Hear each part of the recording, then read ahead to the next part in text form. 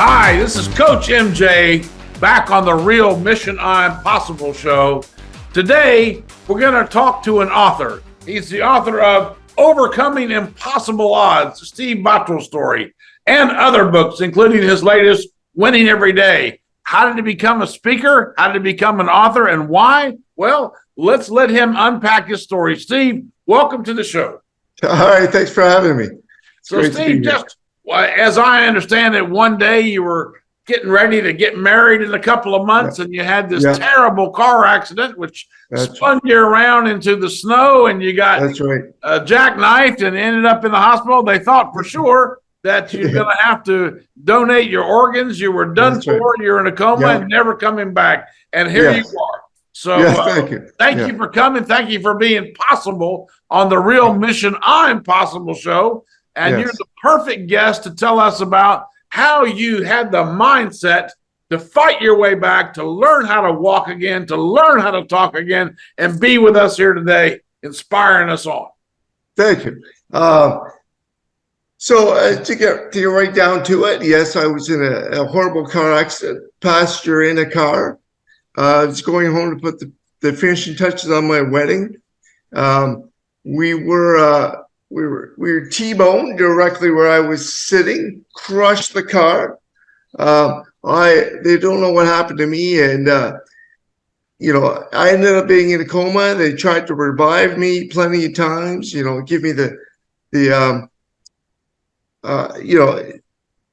shock to try and wake me up again, defibrillators.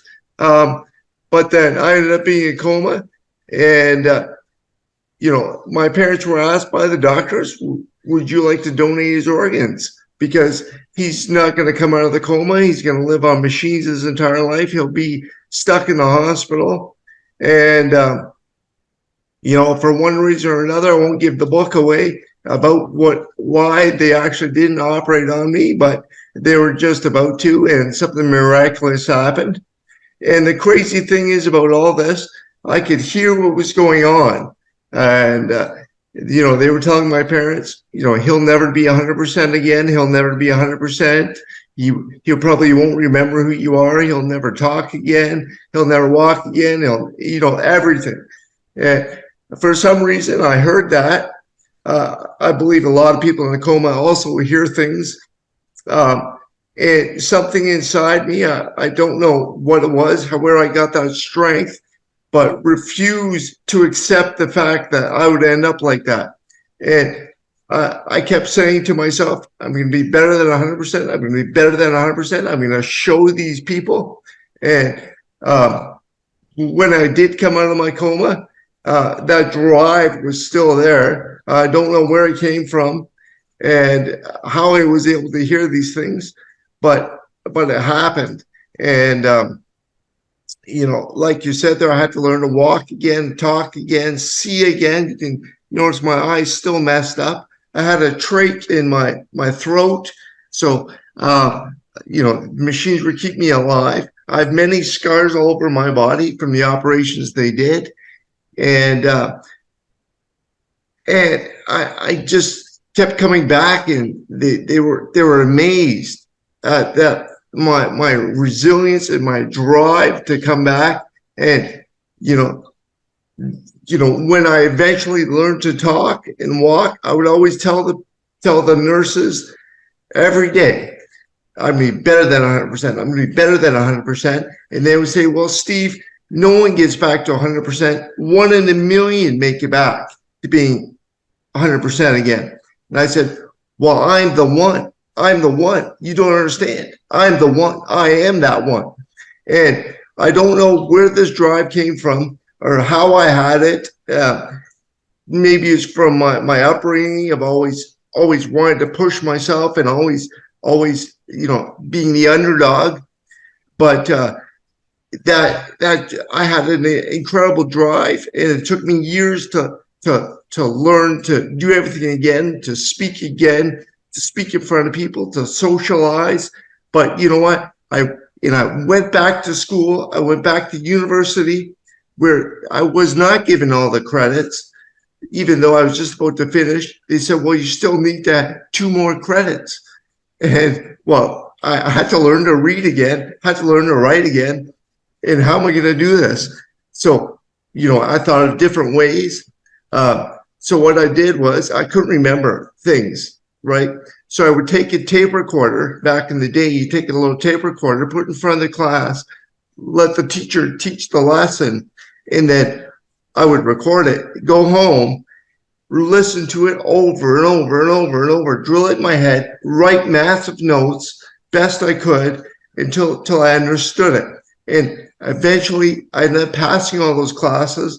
What should have taken me maybe 4 months took me 2 years. But you know what? It doesn't matter how long it takes someone. If you have that dream, drive, and passion, you can accomplish anything. It doesn't matter how long it takes you. As long as you have that inside you, you can accomplish anything. That's so unbelievably amazing. Yeah. You are the true I'm possible person to be on this show today. It's an honor to have you share just a little part of your story. They're obviously chronicled in your books. And for someone who had to learn to read and write again, you've written, I think, 3 books already. Yeah. And you're a speaker. COVID slowed you down a little bit, but you're back. And I'd just like to ask you, drill into something. What was life for you like, if you don't mind me asking, what was life for you like before this? Because you had a moment. The universe came in and said, you know what? We're going to change your life because you're going to inspire others. We need you to do this. This is your new mission. Before that happened, what was your everyday life? Well, it was I was on track to be a teacher.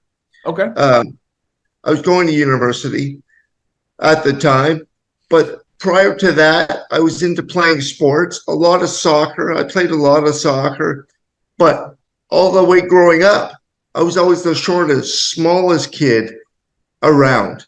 And I always had to push myself to keep up with the bigger kids. And try harder. And it was a mindset that just stayed with me, I think, throughout my life, even the accident, of just trying harder to overcome every obstacle in your way. And, if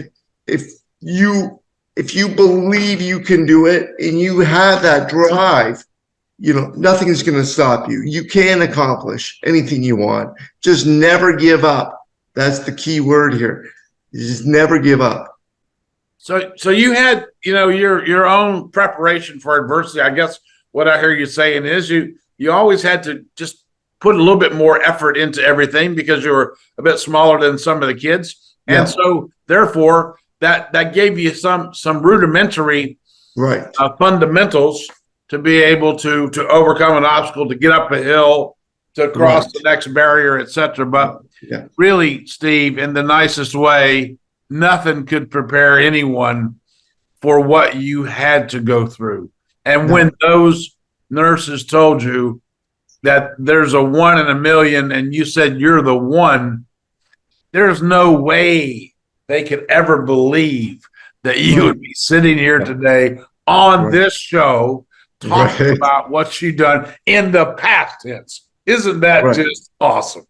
That is incredible. Even though, I would like to say, I'm not sure why every day they would tell me, 1 in a million, make it back, or, don't worry if you don't make it back to 100%.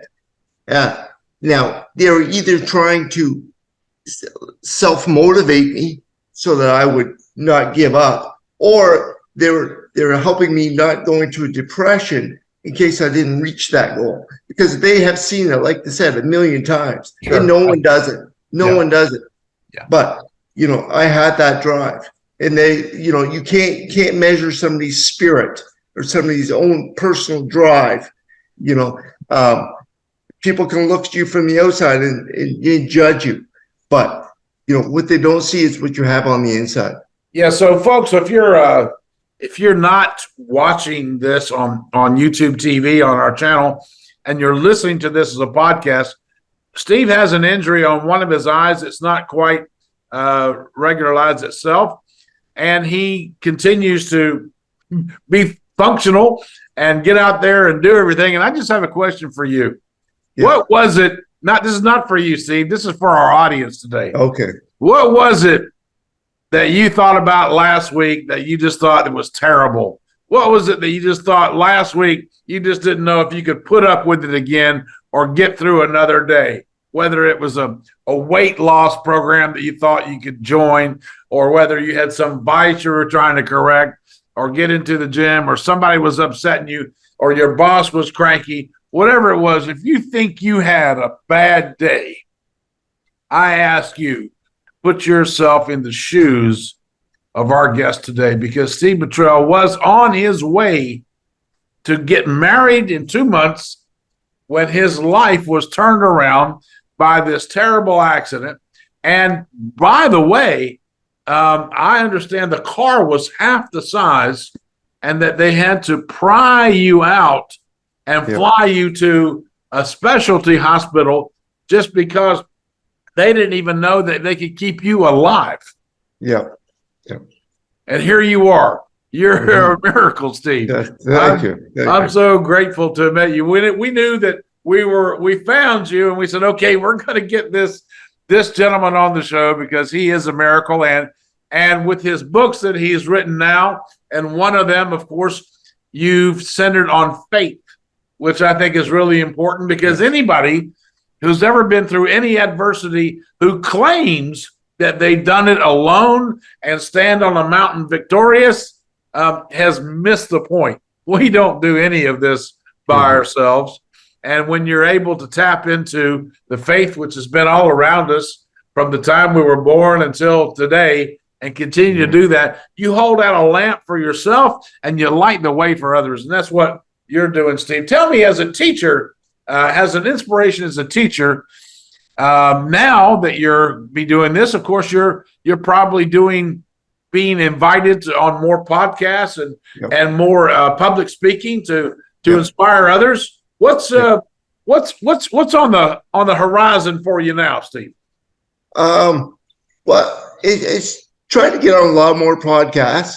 What I do is I go around to a lot of schools and give a lot of talks to the school age kids, because a lot of kids just give up nowadays. They don't want to persevere, push through the problems. They say, well, I quit. I don't want to do this anymore. And I just tell them my story and try to inspire them and show them that, if they believe in themselves, they can achieve anything.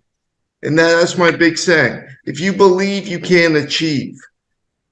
And we've heard these cliches before in all these motivational books, but you're the real deal. I am the real deal. You stand there and you are a true testament to those words. And when you kept saying that I'm going to be better, that I'm going to be the next, I am the one, you were making a declaration in your mind that you decided not to accept what the experts were telling you, not to accept the conditioning they were trying to prepare you for, to don't set your expectations too high.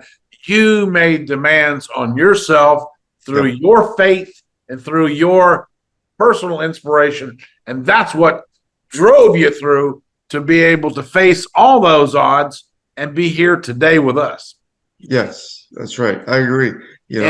And how do you do this with the kids? Tell me a little bit about when's the last time you went over there, and I can just imagine the looks in their eyes and their faces when they heard your story. Yeah. Last time I was over there was probably about maybe a month or two ago to a school. I have a slideshow presentation I try to bring up and, have the kids, I tell my story about how nobody believed in me, but if I believe, then I can achieve. That's where I get them going. I get the fist pumping. If I believe, I can achieve, and then by the end of the presentation, everybody's hyped up, pumped up, ready to attack the day and attack their next goal. And, it's never give up on your dream. Picture yourself with that dream. Believe you can accomplish that dream. And you will one day accomplish the dream. Just don't give up. We have kids today who they're probably still inspired by some of the sporting greats like the Michael Jordans of the world, or the LeBron James, or Patrick Mahomes, just to name just a few of these.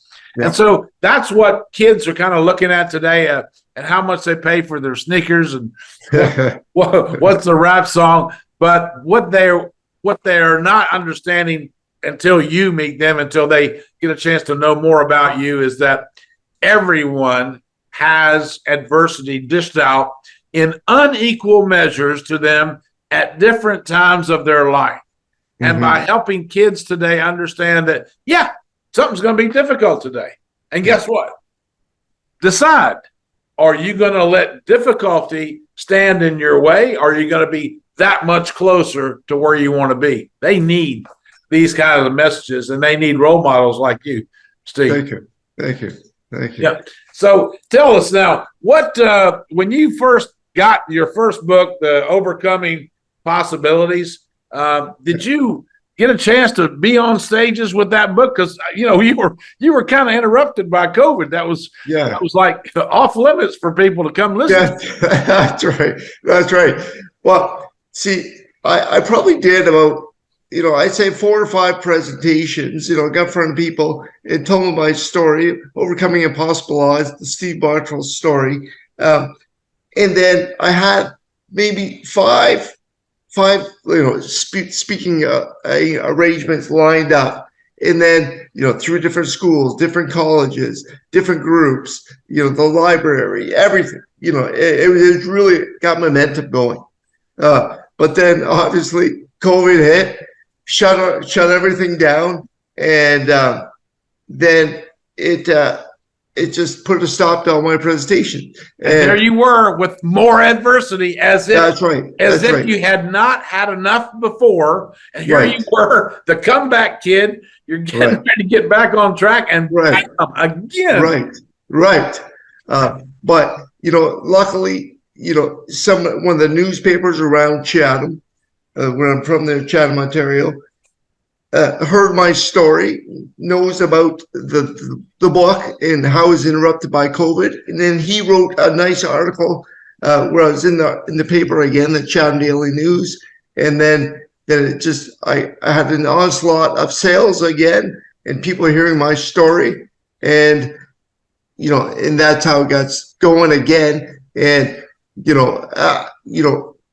through working with on the internet here, Google's doing different podcasts and different internet sites.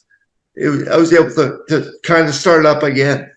So there's more than one way to keep things going. Yeah. Well, you know what? That's kind of a lesson that many of us had to learn during this damn-demic that just happened. And of course, I don't think that coming out of it could happen to a nicer person than you, when you already proved to us what is the meaning of sticking with your guns, being impossible, fighting the odds, being just an incredible role model for kids today and others who are having to struggle to get through their day. We're with the author of Overcoming Impossible Odds, a Steve Bottrill story, and also Winning Every Day. Are your books on Amazon, Steve? Yes, actually, they are on Amazon. Winning Every Day, the motivation you need to change your life is an ebook on Amazon. If you look on Amazon.ca, it's probably on Amazon.com as well. I'm not sure. And Overcoming Impossible Odds, the Steve Bottrill story, is definitely on Amazon, either one, Amazon.com or Amazon.ca. Ebook or paperback, if you want to take a look at that.